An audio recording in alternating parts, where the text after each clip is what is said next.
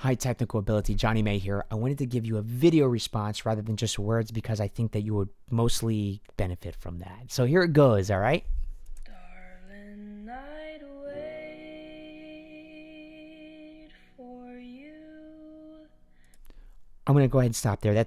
I love that you changed the key to this from Jay's Lullaby and put it up to the range that you work on and not doing the original. You did it for you. That's amazing. Thank you so much. That said, bring it into here. The Darling I Wait for You. You have an uneven vibrato here. All right, listen. You want to make sure that even though you're doing breathy singing, which is a style that Jay's Lullaby does, you want to make sure that there's still some consistency where you're singing. Your neck's up a little bit too is causing some tension. Relax that back a little bit more, longer neck, shorter this. Ear holes over his shoulders a little bit more, and that will help even when you're doing the breathiness on purpose. Your U vowel's great. I love your U vowel. That's the way you would say it. That's the way you should sing it. Thank you. Even if you didn't ask me to. Don't change the ask vowel. Ask me to. Listen to how you did that. You hear it? Ask. Stay on the ask. Ask me to. Let that fade off in dynamics, not in a vowel sound where it changes. Unless you're doing it on purpose for an effect and a reason. And if you are, great. Know what that is. Ask me to. Nice U vowel. Tie a lasso round. Oh, that round. Oh, that was so nice. Get a little bit, kiss that D a little bit more there. Round the moon. Maybe. Play with it. Round the moon. Bring it on down.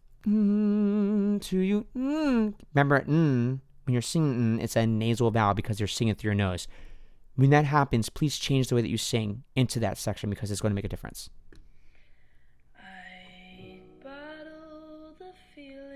This is the first time that I heard your real voice without the breathiness, and I love it. I want more of that, actually. You're doing a lot of mimicking of Jay's Lullaby, and I think you should make it more like you. Understand where you're breathy, why you're breathy. A lot of times when people are breathy, it's because they're emotionally compromised, and that's the way we would speak it that way, so you should do the same with that in mind. You give me. Mm-hmm. I bottle the feeling you give me. You're chopping off a lot. Feeling you give. Make sure if that is that on purpose. If it's on purpose, try it without doing that. Feeling you give. And shelve that stuff away for. And shove. Okay, it's getting a little stale here, and I mean that it's on one emotional contextual level. And shove that stuff away. And shove that stuff away. Really like, oh, I love this stuff. I want to hear in this part that you love the things that you get to hold forever so much. I don't want to hear it being thrown away. Words matter when they're given emphasis of a certain point to a certain emotional level. For years. For years. Don't tease me that way. Hold out years a little bit more. It's for years. Hold out years. For years. Emotionally connect. Baby, when your arms are around me. That little pop, that vocal pop you have in there is so nice. All around me. Oh, it's like, oh, yes.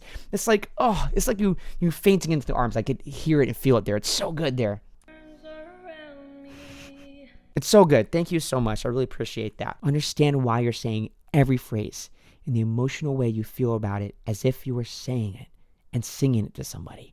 And if you do that, so many great things will come. Thank you for this performance.